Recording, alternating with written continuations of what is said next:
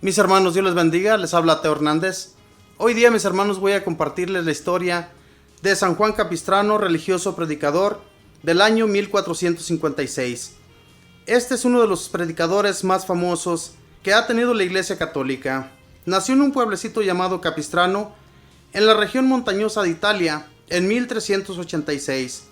Fue un estudiante sumamente consagrado a sus deberes y llegó a ser un abogado y juez y gobernador de Perugia. Pero en una guerra contra otra ciudad cayó prisionero y en la cárcel se puso a meditar y se dio cuenta que en vez de dedicarse a conseguir dinero, honores y dignidad en el mundo, era mejor dedicarse a conseguir la santidad y la salvación en una comunidad de religiosos, y entró de franciscano.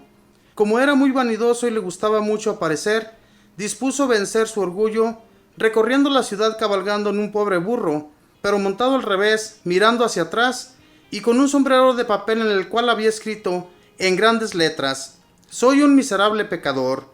La gente le silbó y le lanzaron piedras y basura.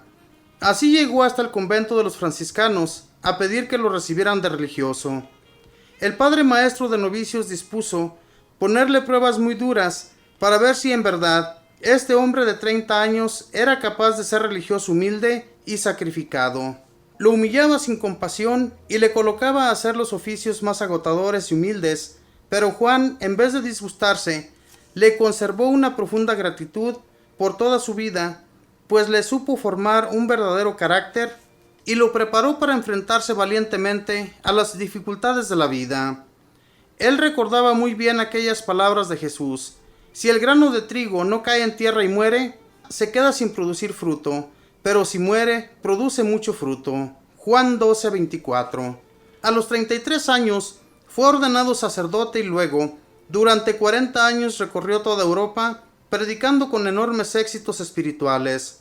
Tuvo por maestro de predicación y por guía espiritual al gran San Bernardino de Siena, y formando grupos de 6 y 8 religiosos, se distribuyeron primero por toda Italia y después por los demás países de Europa, predicando la conversión y la penitencia.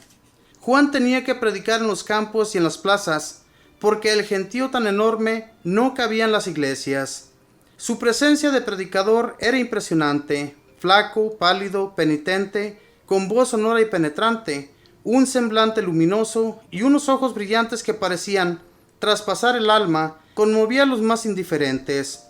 La gente lo llamaba el Padre Piadoso, el Santo Predicador.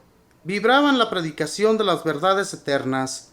La gente, al verlo y oírlo, recordaba la figura austera de San Juan Bautista, predicando conversión en las orillas del río Jordán, y les repetía las palabras del Bautista: «Raza de víboras, tienen que producir frutos de conversión, porque ya está el hacha de la justicia divina junto a la vida de cada uno, y árbol que no produce frutos de obras buenas será cortado y echado al fuego». Lucas 3, 7, 9. Muchos pedían a gritos la confesión, prometiendo cambiar de vida, y estallaban en llanto de arrepentimiento. Las gentes traían sus objetos de superstición y los libros de brujería y otros juegos, y los quemaban en públicas hogueras en la mitad de las plazas. Muchos jóvenes, al oírlo predicar, se proponían irse de religiosos. En Alemania consiguió 120 jóvenes para las comunidades religiosas y en Polonia 130. Sus sermones eran de 2 y 3 horas, pero los oyentes se les pasaba el tiempo sin darse cuenta. Atacaba sin miedo los vicios y malas costumbres, y muchísimos, después de escucharle, dejaban sus malas amistades y las borracheras. Después de predicar, se iba a visitar enfermos, y con sus oraciones y su bendición sacerdotal obtenía innumerables curaciones. Juan convertía pecadores no solo por su predicación tan elocuente y fuerte, sino por su gran espíritu de penitencia. Dormía pocas horas cada noche, vestía siempre trajes sumamente pobres, comía muy poco, y siempre alimentos burdos, y nunca comidas finas ni especiales. Una artritis muy dolorosa lo hacía cojear, y dolores muy fuertes de estómago lo hacían retorcerse, pero su rostro era siempre alegre y jovial.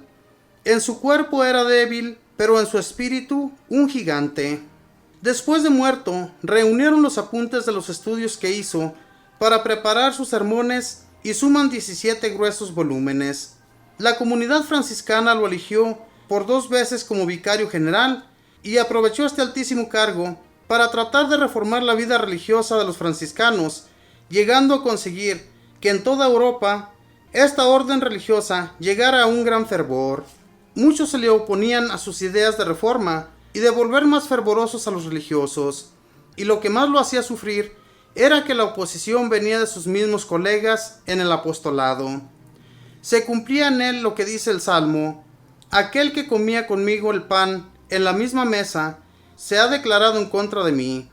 Pero esas incomprensiones le sirvieron para no dedicarse a buscar las alabanzas de las gentes, sino las felicitaciones de Dios. Él repetía la frase de San Pablo: si lo que busco es agradar a la gente, ya no seré siervo de Cristo. Juan tenía unas dotes nada comunes para la diplomacia. Era sabio, era prudente y medía muy bien sus juicios y sus palabras. Había sido juez gobernador y sabía tratar muy bien a las personas. Por eso 4 pontífices, Martín V, Eugenio IV, Nicolás V y Calixto III, lo emplearon como embajador en muchas y muy delicadas misiones diplomáticas y con muy buenos resultados. 3 veces le ofrecieron los sumos pontífices nombrarlo obispo de importantes ciudades, pero prefirió seguir siendo humilde predicador, pobre y sin títulos honoríficos. Juan llevaba 40 años predicando de ciudad en ciudad y de nación en nación, con enormes frutos espirituales, cuando a la edad de 70 años lo llamó Dios a que le colaborara en la liberación de sus católicos en Hungría. Y fue de la siguiente manera: en 1453, los turcos musulmanes se habían apoderado de Constantinopla y se propusieron invadir Europa para acabar con el cristianismo, y se dirigió a Hungría. Las noticias que llegaban de Serbia, nación invadida por los turcos, eran impresionantes: crueldades salvajes contra los que no quisieran renegar de la fe en Cristo y destrucción de todo lo que fuera cristiano católico. Entonces Juan se fue a Hungría y recorrió toda la nación predicando al pueblo, incitándolo a salir entusiasta en defensa de su santa religión. Las multitudes respondieron a su llamado y pronto se formó un buen ejército de creyentes.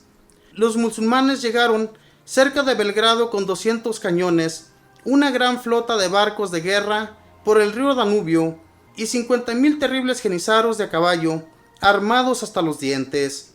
Los jefes católicos pensaron en retirarse porque eran muy inferior en número, pero fue aquí cuando intervino Juan de Capistrano. El gran misionero salvó a la ciudad de Bucarest de 3 modos. El primero, convenciendo al jefe católico Hunyades a atacar a la flota turca, que era mucho más numerosa. Atacaron y salieron vencedores los católicos. El segundo fue cuando ya los católicos estaban dispuestos a abandonar la fortaleza de la ciudad y salir huyendo. Entonces Juan se dedicó a animarlos, llevando en sus manos una bandera con una cruz y gritando sin cesar: Jesús, Jesús, Jesús. Los combatientes cristianos se llenaron de valor y resistieron heroicamente. Y el tercer modo fue cuando ya Hunyades y sus generales estaban dispuestos a abandonar la ciudad, juzgando la situación insostenible ante la tremenda desproporción entre las fuerzas católicas y las enemigas. Juan recorrió todos los batallones gritando entusiasmado: creyentes valientes, todos a defender nuestra santa religión. Entonces los católicos dieron el salto final y derrotaron totalmente a los enemigos, que tuvieron que abandonar aquella región. Jamás empleó armas materiales. Sus armas eran la oración, la penitencia, la fuerza irresistible de su predicación. Las gentes decían que aquellos cuarteles de guerreros más parecían casas de religiosos que campamentos militares, porque allí se rezaba y se vivía una vida llena de virtudes. Todos los capellanes celebraban cada día la Santa Misa y predicaban. Muchísimos soldados se confesaban y comulgaban. Y los militares repetían en sus batallones: tenemos un capellán santo, hay que portarse de manera digna de este gran sacerdote que nos dirige. Si nos portamos mal, no vamos a conseguir sino derrotas. Y los oficiales afirmaban: este padrecito tiene más autoridad sobre nuestros soldados que el mismo jefe de la nación.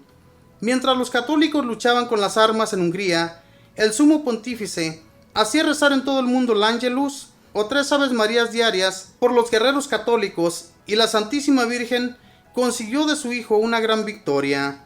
Con razón en Budapest le levantaron una gran estatua a San Juan Capistrano, porque salvó la ciudad de caer en manos de los más crueles enemigos de nuestra santa religión. Y sucedió que la cantidad de muertos en aquella descomunal batalla fue tan grande que los cadáveres dispersados por los campos llenaron el aire de putrefacción y se desató una furiosa epidemia de tifo. San Juan de Capistrano había ofrecido a Dios su vida con tal de conseguir la victoria contra los enemigos del catolicismo, y Dios le aceptó su oferta. El santo se contagió de tifo, y como estaba tan débil a causa de tantos trabajos y de tantas penitencias, murió el 23 de octubre de 1456. Gran apóstol, alcánzanos de Dios entusiasmo y valor para defender siempre nuestra amada religión católica. Orar y trabajar por la nación donde estás viviendo, porque su bien será vuestro bien. Jeremías 29:7. Esta fue la historia, mis hermanos, de San Juan Capistrano, gran orador, un gran religioso que se dedicó a expander el mensaje de Dios por todas partes, primeramente en Italia y luego en toda Europa. Este hombre fue un trabajador, un guerrero, muy bueno para nuestro Señor Jesucristo. Esto no fue lo más impresionante que él llegó a realizar. Lo más impresionante fue animar a todos aquellos soldados para acabar con los turcos, esos malvados soldados que habían llegado a destruir la religión católica y que se habían decidido hacerlo, que no iban a salir de esos lugares hasta no cumplir lo que ellos se habían decidido. Pero Dios, mis hermanos, que es más fuerte que ninguna persona y que ningún ejército, nadie va a poder con el poder de nuestro Dios. Lo único que nosotros podemos y debemos hacer para defender nuestra santa religión es eso, orar y pedirle a Dios de todo corazón que salve a la nación donde nosotros vivimos, para que Dios haga grandes cosas también en nosotros. Salvando a la nación, estamos salvados nosotros. Por eso es muy importante que oremos y roguemos a Dios y a la Santísima Virgen para que nos consigan ese favor de seguir nosotros siendo muy fervorosos en la fe y muy amantes en nuestro Señor Jesús. Que Dios les bendiga, mis hermanos, que pasen un feliz día.